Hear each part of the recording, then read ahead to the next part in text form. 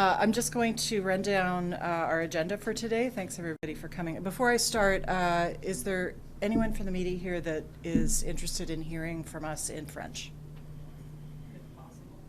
Okay, so would it be okay to just organize an interview later with, yeah, okay, perfect. Okay.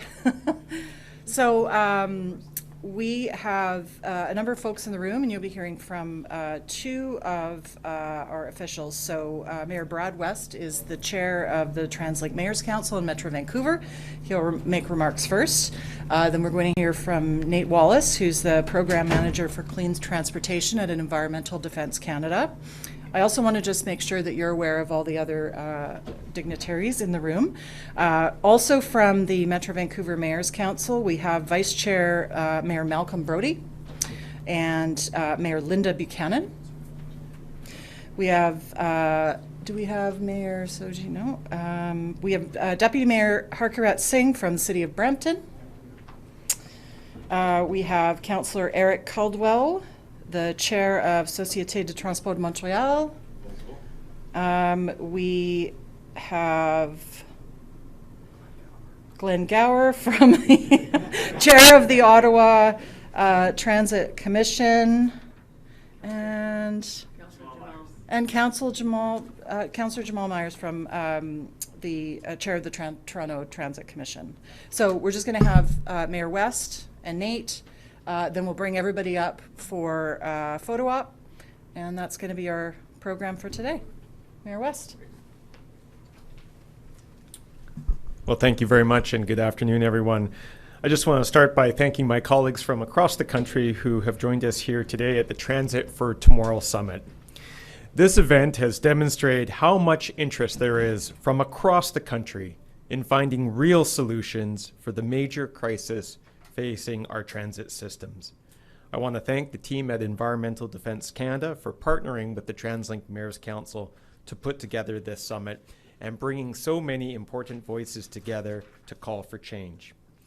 We have just concluded the first meeting of its kind with mayors, city councillors, and executives from Canada's biggest transit systems, including Montreal, Toronto, Metro Vancouver, Ottawa, Edmonton, Calgary, and Brampton. We've come together because public transit in this country is at a crossroads. Each of our cities faces unique challenges, but we all share a common goal: to fix Canada's broken funding model for transit. In all of our communities, transit agencies are struggling to maintain and expand their systems to meet rapidly growing demands. These challenges are the result of population growth, fueled in large part by federal immigration policies.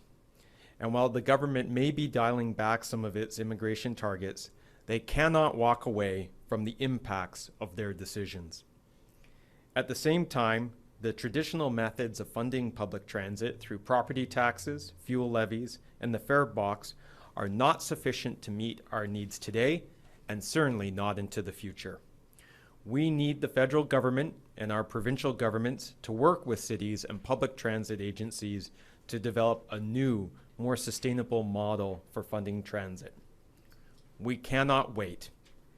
The repeatedly announced Canada Public Transit Fund is still 2 years away, but the need is now. All of this is happening against a backdrop of increasing cost of living and a changing climate. It has never been more urgent to provide affordable transportation options for Canadians and to do this in a way that reduces GHG emissions.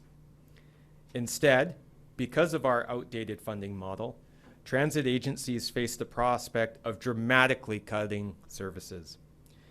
In my region, Metro Vancouver, TransLink is facing a $600 million per year structural deficit, and no new funding has been identified to keep our system intact after 2025. If we don't find a solution, TransLink will need to shut down all bus service after 8 p.m., cut most bus service in some of our fastest growing parts of our region, and reduce SkyTrain service by 30%. Without public transit, accessible housing options will become more limited, and without reliable and consistent public transportation, residents will be forced to more expensive options to commute. The public understands this. Transit user and non-transit user alike understand that transit is a core government service, and it is as foundational to the operation and functioning of our communities as drinking water and housing. We always hear provincial and federal politicians say that they support transit, and they agree that we need to expand it. But we need action, not words. The declaration that we've signed today calls on the federal government to lead the development of a new approach to funding transit. We need a new model that quickly expands the funding available to meet both capital and operating needs, so we can ensure that transit is working to achieve our shared objectives on affordability, on housing, on climate action, economic growth, and accessibility. I hope the current government and leaders and MPs from all parties hear our message. It's time to end the uncertainty. Let's actually do something about overcrowded buses and trains, delayed expansion projects, and worsening congestion on our roads. This is a serious issue, and if we want to be a serious country, we need a new deal for public transit in Canada. Thank you.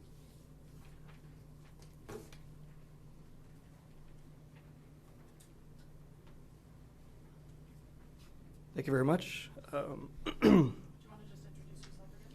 Hi, I'm Nate Wallace. I'm the Clean Transportation Program Manager at Environmental Defense. I don't have too much to say. You folks heard me inside read out the joint declaration, but I did want to talk about maybe a bit on behalf of the stakeholder community who are present here, just how united stakeholders are with mayors, with transit board chairs, with civil society has really come together because we know that the fight for transit is the fight for our lives, right? And we need to invest in transit so we can actually, because it's at the nexus of all these public policy issues that we're faced with today, whether it's the rising cost of living, whether it's tackling climate change, whether it's really addressing the lack of affordable housing. Transit is really at the nexus of all of it.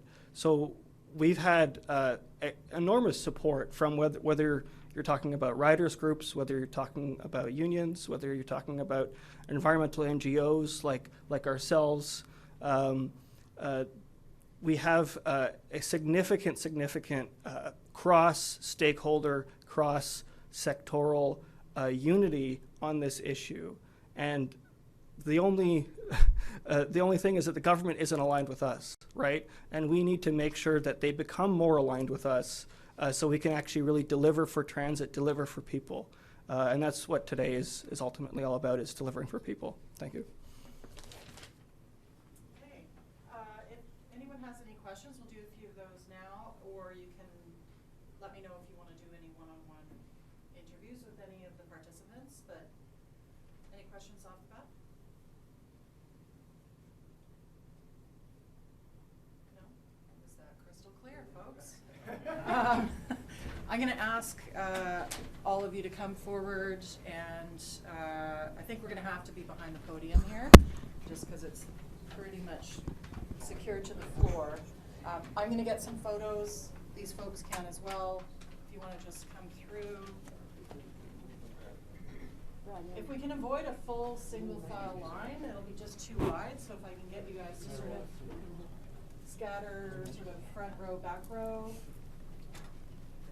Yeah, and then we can bring, is that gonna work? Do you guys get all of them together? Yeah. 1, 2, 3, 4.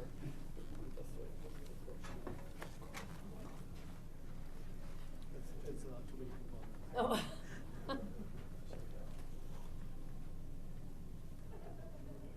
I still haven't gotten mine, so please don't move. Are you guys good? I see a camera moving. Okay. All right, just wait for a second.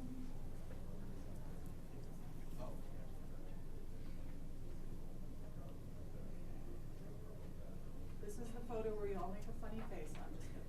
Okay.